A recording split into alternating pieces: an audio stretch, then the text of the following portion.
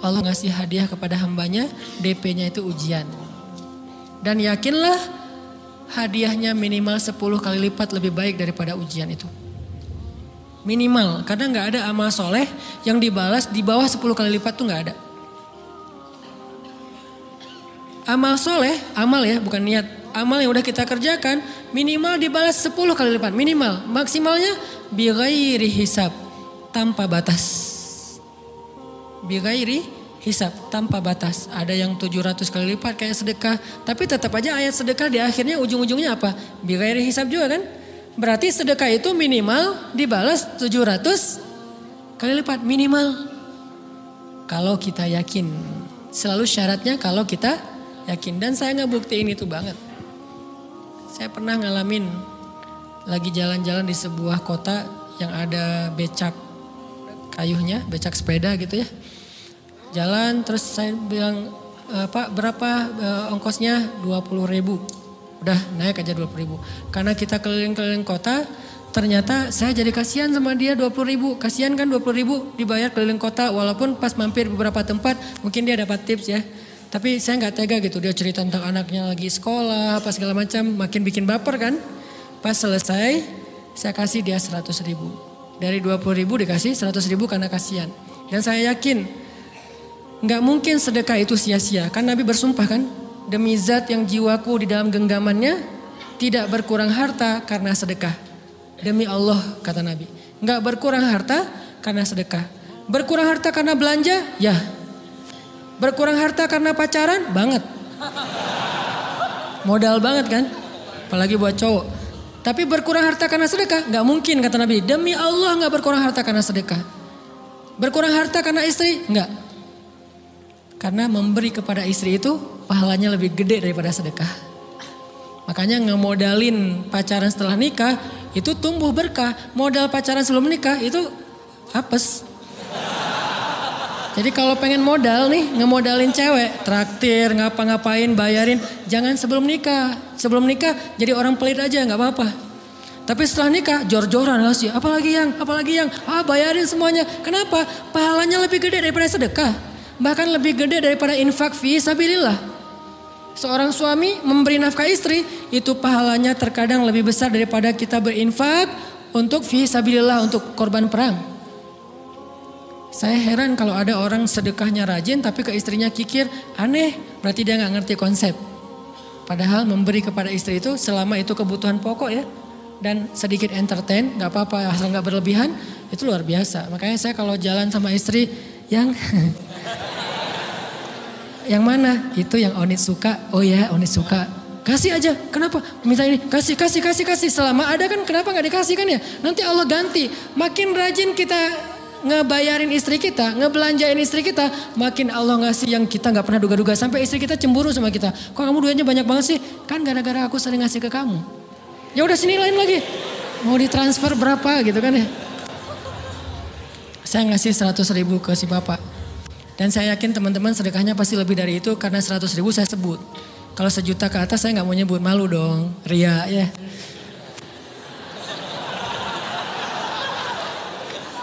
Sebenarnya nggak pernah sih. 100.000 deh, karena kan kecil. Saya kasih 100.000. Ternyata begitu saya kasih 100.000, dia doa. Nah ini nih pentingnya sedekah ke orang yang membutuhkan tapi nggak minta-minta. Dia tulus. Dia langsung doa, ya Allah Pak, mudah-mudahan rezekinya lancar, berkah, bertambah dan segala macam, bahagia keluarganya. Doa-doa ini semuanya dikabulkan dalam hitungan hari. Pertama, bertambah bahagia rumah tangganya, dapat kecupan dari istri. Dia nganggap suami saya cowok banget sih. Mulai 1 nih. 2, demi Allah selang 15 jam kalau nggak salah. Karena waktu itu malam, besok paginya ada orang yang ngejar-ngejar saya pengen ngasih hadiah. Ustadz saya pengen ketemu Ustadz.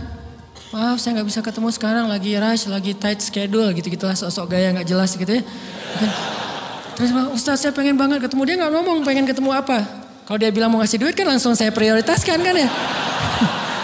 Berhubung dia nggak ngomong, ya udahlah, saya sosok jual mahal gitu. Tapi yang namanya rezeki kan gimana kita tolak, dia datang kan. Saya nolak. Pokoknya sebentar aja 5 menit nggak akan ganggu waktu Ustadz. Ya udah besok pagi ya pas breakfast gitu, pakai gaya-gaya dikit breakfast. Pas breakfast, oh ya siap Ustaz, jam berapa? Jam 8. Udah janjian jam 8. Mungkin orangnya nih dengar live streaming, Pak jazakumullah khair jaza. Makasih banyak, mudah-mudahan Allah tambahkan rezekinya. Terus beliau besok mau flight ke luar kota jam 8. Akhirnya ngubungin lagi malamnya, Pak Ustaz maaf gak bisa ketemu besok. Karena saya jam 8 itu jadwal terbang. Oh ya udah gak apa-apa, seneng dong saya gak jadi ketemu kan. Tahu gitu kan nyesel saya tuh, seneng. Besok pagi jam 6, Pak Ustadz alhamdulillah ternyata penerbangan saya di delay ke jam 11. Allah delay penerbangannya demi ngasih rezeki buat saya. Kan luar biasa kan? Nah, ini hikmah kepedean saya, kegeeran kepada Allah gitu. Di delay demi saya. Kan kadang-kadang GR ya di depan Allah ya.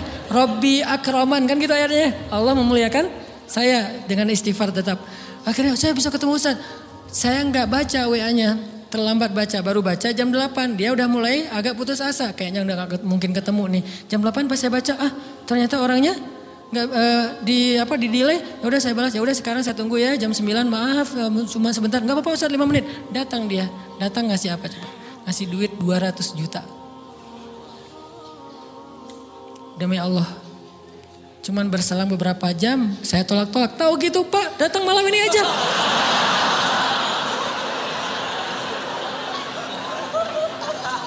Harusnya malam itu juga saya cari orangnya. Kalau perlu saya yang nyamperin Bapak. Sherlock, saya kejar. Manusia gitu banget ya. Tapi Masya Allah di situ saya jadi tahu, oh doa orang itu lebih akurat, lebih mantap, lebih diijabah daripada doa saya. Mungkin bukan karena sedekah, tapi karena doa setelah sedekah. Ya Allah dan segala macam dimudahkan sama Allah. Itu luar biasa loh. Saya nggak percaya. Saya pikir main-main. Orang nih iseng kayaknya pengen ketemu doang, pengen selfie. Ternyata pas saya cek, ditransfer, di capture, Ustadz udah ditransfer. Saya, jangan-jangan nih jebakan Batman gitu ya.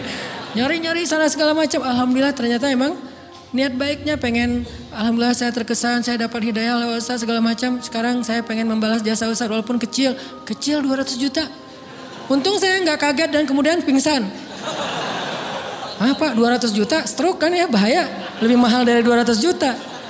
Ini keajaiban ya teman-teman. Jadi kita tuh, saya kan sering bilang keajaiban itu terjadi tergantung tingkat iman. Bukan saya udah soleh banget enggak. Saya belajar terus untuk yakin deh sama Allah. Modal kita tuh kan gini sebetulnya kan. Duit kita tuh banyak loh teman-teman. Cuman gak disimpan di bank, gak disimpan di saku. Disimpannya di sisi Allah. Bedanya apa sih?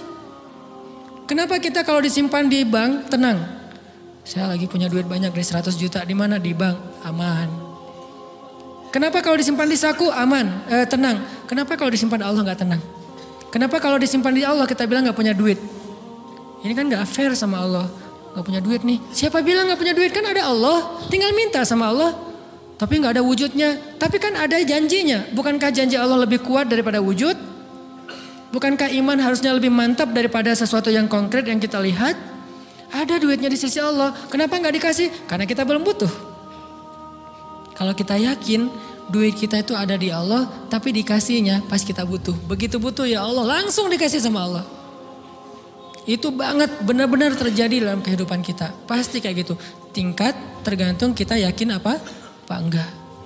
Nih kalau Allah bilang may yuridillahu bihi khairan, Allah kalau pengen ngasih hadiah kepada seorang hamba, Allah kalau pengen ngasih kejutan kepada seorang hamba, yusib. Allah kasih dia ujian sedikit aja. وَلَنَبْلُوَنَّكُمْ بِشَيْءٍ sedikit بِشَيْءٍ مِنَ الْخَوْفِ وَالْجُوعِ وَنَقْصٍ مِنَ الْأَمْوَالِ وَالْأَنْفُسِ وَالثَّمَرَاتِ وَبَشِّرِ الصَّابِرِينَ. Kami uji sedikit aja dengan rasa lapar, dengan rasa takut, dengan sedikit kekurangan ini dan itu, sedikit. Tapi wabasyiris sabirin, sampaikan kejutan kepada orang yang bersabar. Sampaikan kejutan kepada orang bersabar. Jadi bisa dibilang kejutan-kejutan hidup kita itu munculnya dengan iman dan sabar. Dengan iman dan sabar. Iman artinya yakin, husnuzon sama Allah.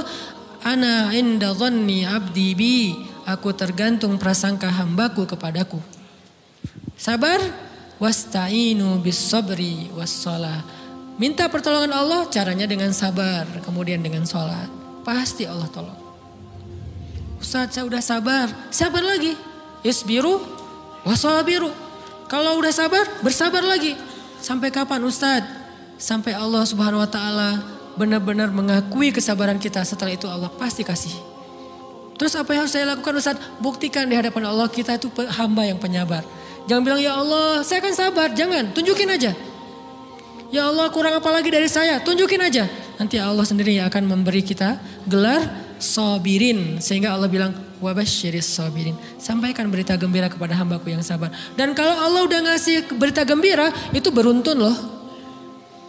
Kita sabar kayak Allah tahan dulu nih ya. Kejutan Allah tahan dulu hadiahnya buat kita tuh ditahan, tahan. Makin lama makin sulit pastinya, makin lama makin berat, makin lama makin berat. Begitu dibuka kerannya itu nggak ada selesai-selesainya. Sampai kita kebingungan, loh, kok datang terus-terusan. Kayak gitu cara Allah memperlakukan hambanya. Nabi Ayub, sakit pertama, sakit fisik. Sakit kedua, sakit hati. 2 penyakit Nabi Ayub. Fisik pertama, beliau lumpuh, beliau sakit. Sakit hatinya apa? Ditinggalkan oleh orang-orang terdekatnya. Anaknya meninggal. Sedih kan?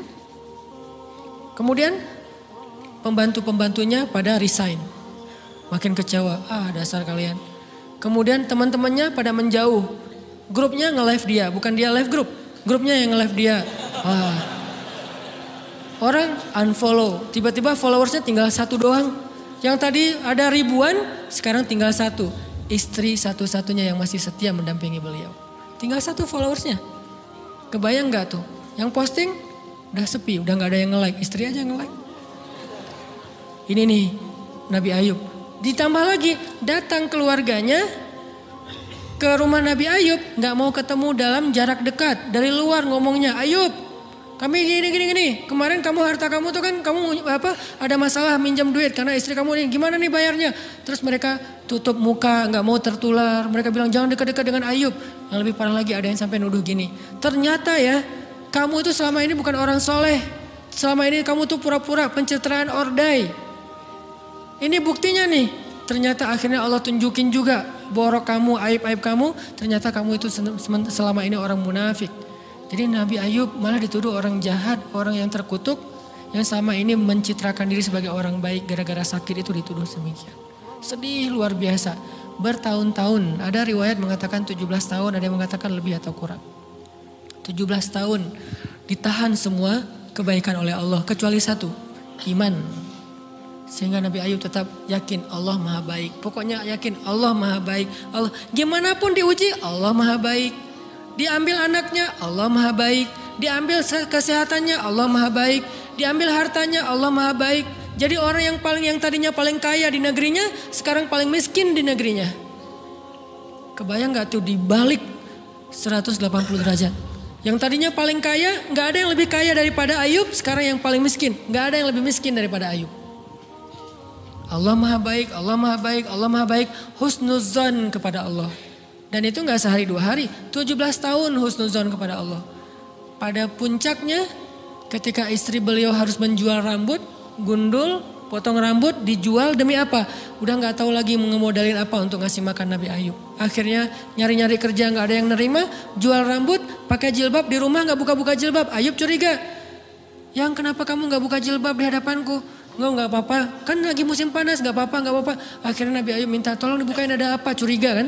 Pas dibuka udah botak rambut istrinya. Nabi Ayub menangis, kenapa, apa yang terjadi? Istrinya bilang, suamiku gak ada lagi modal buat kita makan. Saya cari-cari kerja sana sini, gak ada yang nerima. Bahkan untuk mandiin hewan aja gak diterima. Akhirnya saya jual rambut saya, mudah-mudahan bisa untuk kita makan beberapa hari. Istrinya keluar, Nabi Ayub menangis, baru Nabi Ayub berdoa. Itu juga doanya malu-malu dan husnuzon. Malu-malu, husnuzon. Gimana kalimatnya? Rabbi massaniyaddur. Ya Allah, saya sakit. Gitu doang ngomongnya. Bukan, ya Allah udah sekian tahun saya sakit, saya gini, saya gitu. Enggak. Ya Allah, saya sakit. Wa anta arhamur rahimin. Tapi tetap ya Allah buat saya engkau yang paling baik. Coba, masih ngomong gitu. Arhamur Rahimin, gak apa-apa. Jadi seolah-olah mau ngomong, ya Allah saya sakit, tenang saya gak ngeluh ya Allah, engkau tetap yang paling baik. Gitu coba Nabi Ayub ke Allahnya tuh. Langsung Allah munculkan mata air di bawah kaki Nabi Ayub. Tiba-tiba beliau jadi basah, mandi, sembuh semua penyakit, rontok dengan semua luka-lukanya. Dan wajah Nabi Ayub semua tubuhnya menjadi muda. Yang usianya tadi udah 80-an tahun, tiba-tiba menjadi di antara 35 tahun. Itu usia ideal. Maaf ya, saya usianya kurang lebih segitulah. Usia penduduk surga antara 30 sampai 40 tahun. Itu usia penduduk surga. Dan usia itu mempertemukan dua kebaikan. Fisiknya sudah sempurna dan akalnya juga kebijaksanaannya sudah sempurna. Kalau di bawah 30 tahun fisiknya sempurna, akalnya berjukan buktinya oleh Nabi Ayub. Apa buktinya? Nabi Ayub menyampaikan beberapa kenangan mereka berdua di masa lalu yang gak ada yang tahu kecuali mereka berdua. Itulah pentingnya kita menyimpan kenangan.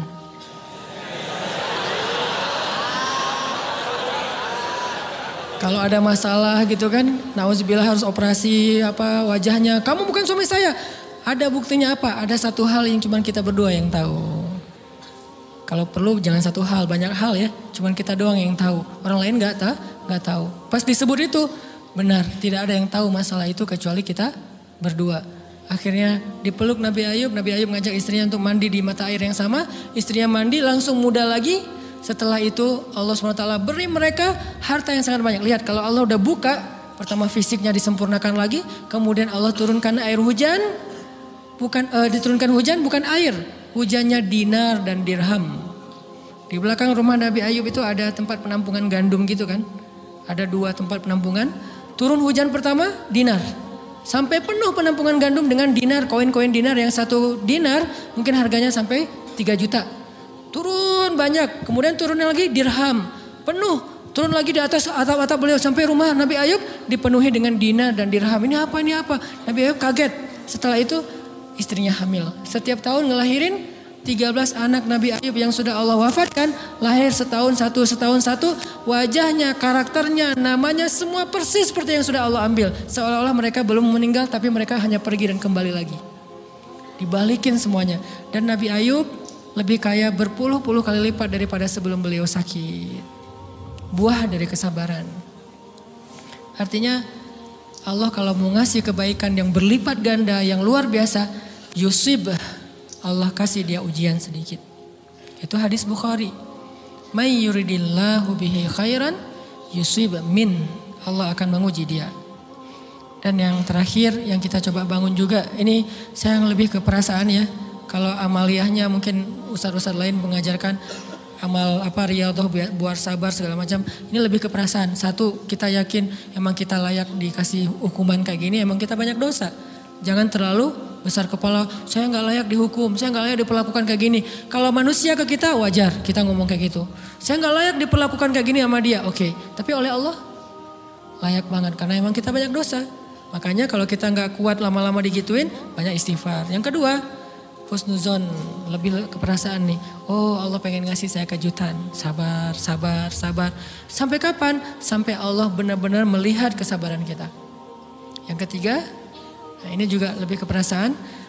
Allah itu kalau kangen kepada kita, ngasih kita ujian. Terutama kita yang kalau gak dikasih ujian, jarang romantis sama Allah. Kalau udah dikasih ujian, Allah Akbarnya tuh bergetar gitu. Allahu Akbar. Kenapa banyak ujian? Tapi kalau lagi normal, sholat mah sebelah kaki, santai aja. Kalau perlu bersandar gitu ya. Sholatnya nggak wudhu, tayamum cepet-cepetan, biar gampang gitu. Kan tayamum juga boleh Ustaz, kayak gitu-gitu lah. Kenapa? Kalau lagi normal, doa Rabbana atina fid dunya hasanah. Kalau misalnya baca dalam sholat, qul huwallahu ahad, itu juga dibagi 3 rakaat. Tapi kalau lagi diuji, Alif Lam Mim, Toha, Yasin, semua dibaca pembukaan surat. Khatam 30 juz teh. Kenapa? Lagi diuji. Sholat panjang, doa ya Allah habis-habisan. Baru takbir udah nangis, Al-Fatihahnya nangis. Terus kalau ini baca Al-Quran, Bismillahirrahmanirrahim, khusyuk gitu. Tahajud, belum malam dia udah tahajud gitu. Tahajud, kirain udah saking semangatnya. Maksudnya apa belum malam dia udah tahajud? Dari sore udah kangen malam. Kapan ya malam, kapan ya tengah malam, kapan ya saya pengen tahajud, kangen dengan tahajud. Kan ada orang kayak gitu, saya kenal beberapa orang yang katanya hanya menunggu malam aja setiap hari. Setiap pagi kapan ya malam, pas malam bahagia tahajud, pagi lagi kapan ya malam. Artinya belum malam udah Udah tahajud saking kangennya dengan tahajud. Rindu banget sama Allah, romantis banget dengan Allah. Khatam Al-Quran berkali-kali dalam seminggu. Begitu dia dikasih jalan keluar, menjauh sampai lupa sama Allah. Sehingga kalau Allah kangen sama dia, Allah kasih dia ujian dikit. Ta'ala ya abdi, kesini wahai hambaku, kesini. Biar kita berdua-duaan lagi nih. Kalau gak mau digituin, tetaplah dekat kepada Allah walaupun kehidupan kita dalam keadaan mudah. Tetaplah romantis sama Allah, tetaplah gampang tersentuh oleh ayat-ayat Allah walaupun hidup kita dalam keadaan normal. Mudah-mudahan 3 rahasia ini bisa menjadikan kita berhusnuzon dan terbangun awareness kita ketika kita lagi diuji. Terutama ujian-ujian yang spontan muncul dari kata-kata teman kita, dari sikap orang lain. Langsung ingat, oh saya emang ada dosa yang mau Allah hapus. Oh habis ini mau dikasih kejutan. Oh Allah lagi pengen dekat sama saya. 3 hal ini mudah-mudahan terus kita latih. Awarenessnya yang dilatih bukan hadis-hadisnya yang dihafal. Mudah-mudahan ketika diuji spontan kita langsung sadar. Langsung balik on the track. InsyaAllah Allah subhanahu wa ta'ala istiqomahkan kita. Fis sarra wa fit dharra. Dalam keadaan suka maupun dalam keadaan